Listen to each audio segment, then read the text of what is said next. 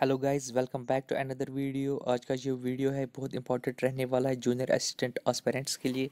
Particularly आप देख रहे हैं कि उनका जो डॉक्यूमेंट वेरिफिकेशन का जो लिस्ट है कल आउट हो चुका है। तो स्टूडेंट्स के जो भी इश्यूज थे डिफरेंट, कि उनकी रैंक क्या थे, कुछ आइटम नंबर्स मिसिंग है।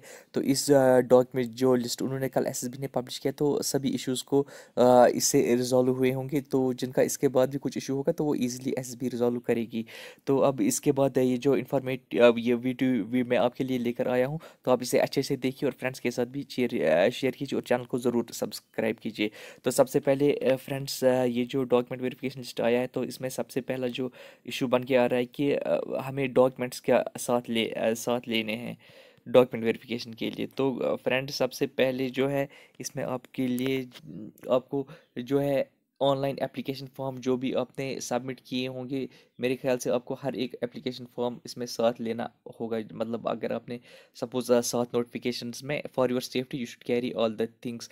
रेस्ट आपको पता चल जाएगा जब first day of document verification होगा, आपको उस दिन क्लियर हो जाएगा। दूसरा, आपको डेट ऑफ बर्थ सर्टिफिकेट लेना है, 10th का जो डिप्लोमा होता है या मार्क्स कार्ड, उनमें से कोई एक। But for your safety you should go with both, आपको अपने दोनों साथ लेने चाहिए। और रिजर्वेशन सर्टिफिकेट, किसी के पास अगर कोई रिजर्वेशन है तो वो रिजर्वेशन सर्टिफिकेट भी उसके। और इसके बगैर जो इंपॉर्टेंट चीज़ है, एक डोमिसाइल सर्टिफिकेट होना चाहिए। और 12th का भी मार्कशीट डिप्लोमा, और ग्रेजुएशन का भी मार्कशीट डिप्लोमा।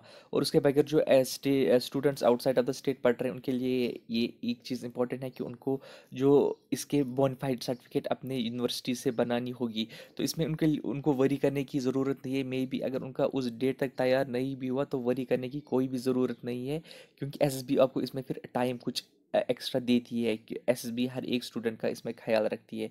और सबसे इम्पॉर्टेंट जो लास्ट लाइन है इसमें, other documents as prescribed qualification in the advertisement. देखिए, इसमें आपका एक सबसे जो इम्पोर्टेंट डॉक्यूमेंट आएगा वो इसमें आएगा कि जो आपकी जो डिप्लोमा है, कंप्यूटर डिप्लोमा, वो इसमें। देखिए, लास्ट जो नोटिफिकेशन नंबर 3 ऑफ 2021, उसमें डिप्लोमा ज़रूरत नहीं है। बाकी में डिप्लोमा ज़रूरत, वो आपको ज़रूर साथ होना चाहिए, क्योंकि इसने यहाँ पर प्रिस्क्राइब्ड क्वालिफिकेशन में डिप्लोमा आपको ज़रूरत है। तो वो आपको ज़रूर साथ लेना होगा, क्योंकि वो यहाँ पर एक्सक्लूसिवली मेंशन नहीं है, तो इस सेंटेंस में वो मीनिंग समझ आ जाता है। नेक्स्ट इंपॉर्टेंट थिंग्स है फ्रेंड्स, के कट कितना हुआ है। As of now accurate predict नहीं कर सकते हैं, पर ऐसा लग रहा है कि जो 70 जो है 70 स्कोर के आसपास जो स्टूडेंट्स होंगे वो फाइनल सिलेक्शन लिस्ट में आ जाएंगे, क्योंकि इसमें ये जो इस वक्त सिलेक्ट हुए हैं स्टूडेंट्स, जो टॉपर है, they are in the creamy layer. ये इसमें से maximum number of students will be those who will be selected in the finance accounts assistant and the and sub inspector police, and also some will be in the junior engineer civil examination। तो आप ये मान के चलिए यहाँ पर भी बहुत सारी सीट्स वैकेंट होंगी, तो बहुत सारे स्टूडेंट्स को ये मिल जाएगा। लेकिन 70 के आसपास ये लग रहा है कि कट होगा। लेकिन 100% कट प्रेडिक्ट नहीं कर सकते हैं। 70 एक इंडिकेशन मिल रहा है। और भी एक इंडिकेशन हम यहाँ पर देखेंगे कि ये जो एसबी ने लिस्ट पब्लिश किया है, इसमें उन्होंने 3 कैटेगरीज का लिस्ट बनाया है। एक में उन्होंने जम्मू कश्मीर के लिए अलग डॉक्यूमेंट, जम्मू प्रोविंस के लिए अलग डॉक्यूमेंट वेरिफिकेशन बुलाई है, कश्मीर प्रोविंस के लिए अलग डॉक्यूमेंट वेरिफिकेशन बुलाई है। और उसके बाद उन्होंने हर एक कैंडिडेट का जो स्कोर है और उसने कितने आइटम नंबर्स पे अप्लाई किया है, तो सारे आइटम नंबर्स की डिटेल दी है। तो सबसे हम पहले जो है हम जम्मू प्रोविंस का देखेंगे। जम्मू प्रोविंस में है, में जो है अबाउट 4000 के अराउंड कैंडिडेट्स को उन्होंने डॉक्यूमेंट वेरिफिकेशन के लिए बुलाया है। तो इसमें लेकिन हम देखेंगे कि अब अप टू 400 रैंक हम करेंगे चेक। कश्मीर में भी और जम्मू में भी उनका स्कोर क्या आता है, उनके कितने पॉइंट्स आए। देखिए देखिए, ये सबसे पहले जम्मू का है।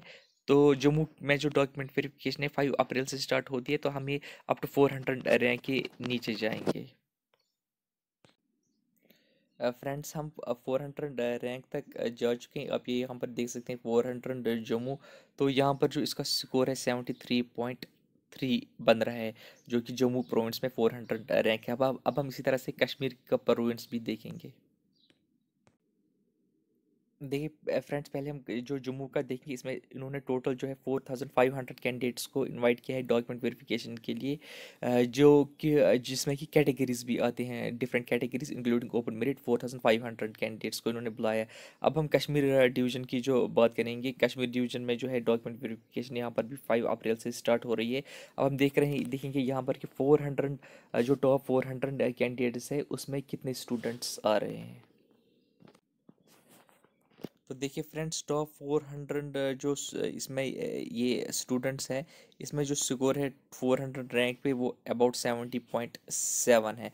तो इससे अगर जो हमने जम्मू प्रोविंस में देखा था वहाँ पर 400 रैंक पर 73 पॉइंट समथिंग आ रहा है, यहाँ पर 70.7।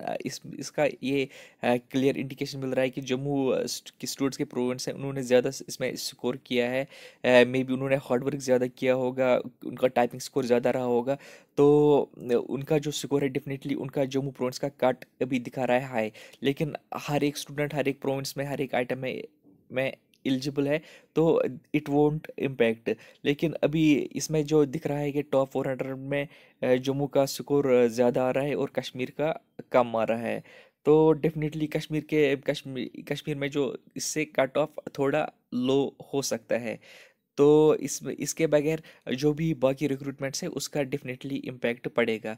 तो मैं अभी ये कह सकता हूँ कि अगर आपका स्कोर 70 के आसपास है तो you have 70-71, you have good chances once other recruitments will also be completed like finance recruit department and J&K police.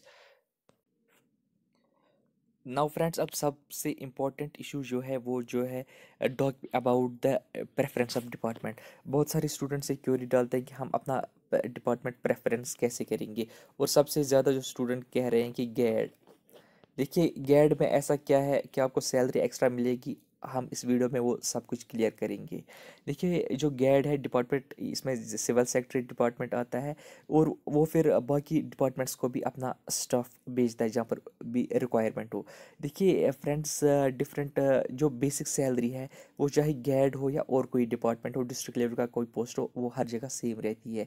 अब गैड में एक चीज़ बेनिफिट होता है कि आपको एक डिफरेंट वर्क कल्चर मिलता है, कि you get opportunity to work with the senior officers of the administration.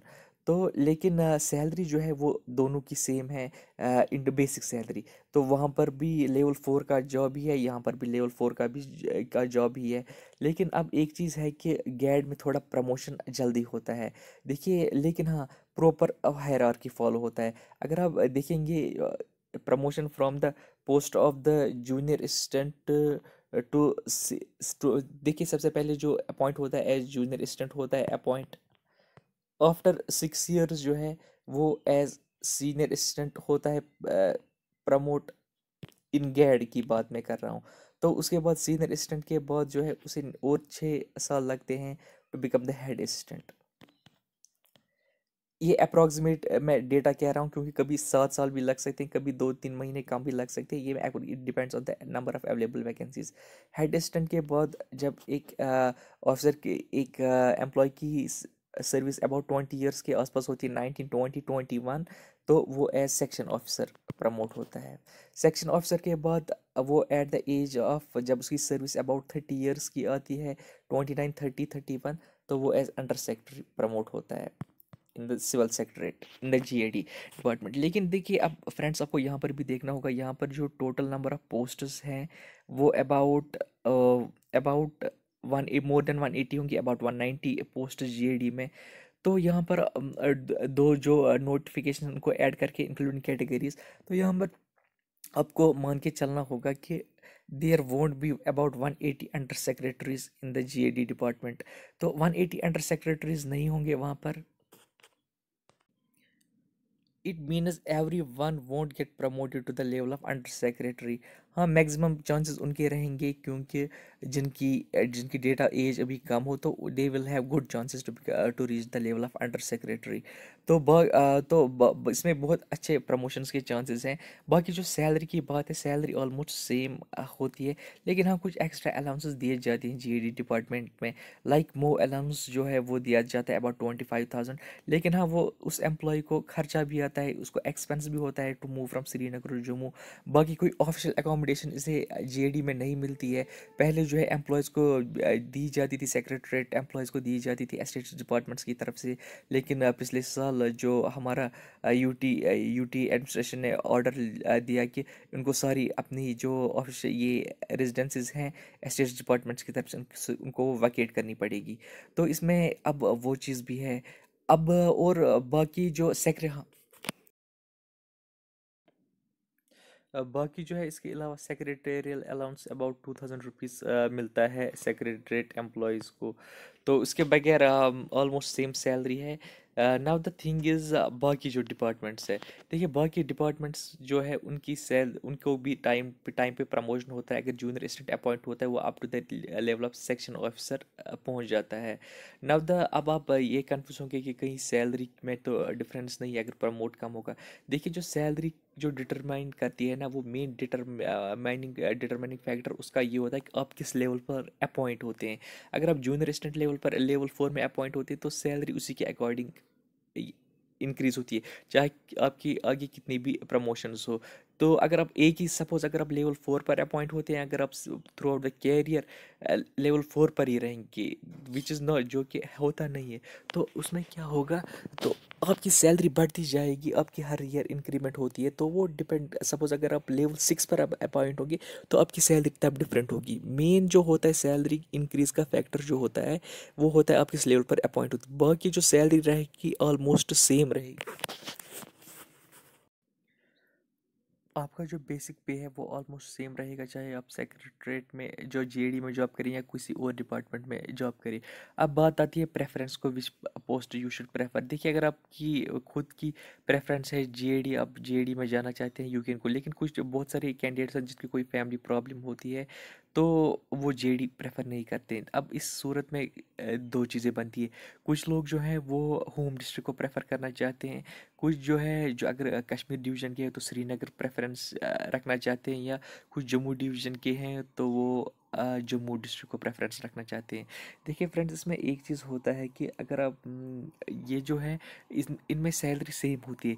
Extra जो है जम्मू और श्रीनगर में आपको डिस्ट्रिक्ट्स में आपको ये एडवांटेज मिलेगा, आपको 9% का एक्स्ट्रा जो हाउसिंग रेंट अलाउंस मिलता है जे and Kashmir and Jammu and Srinagar districts में, सिर्फ ये एक्स्ट्रा बेनिफिट मिलता है। बाकी आपको ये चीज़ भी फैक्टर भी देखना होगा, जम्मू एंड श्रीनगर में जो कॉस्ट ऑफ लिविंग है वो बहुत हाई है, क्योंकि यहाँ पर everything is expensive, cost of living index is very high in the Jammu and the Srinagar districts, वो आपको देखना होगा।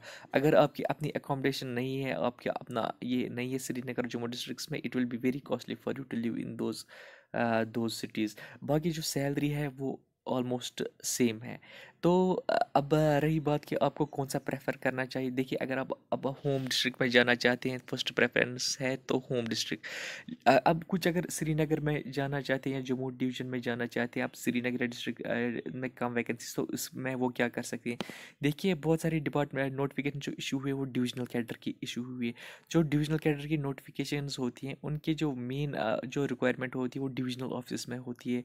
लेकिन वो मेनली जो डिविजनल ऑफिस पोस्टेड होती हैं वो इधर डिस्ट्रिक्ट श्रीनगर और डिस्ट्रिक्ट जम्मू में होती है स्टेशनर।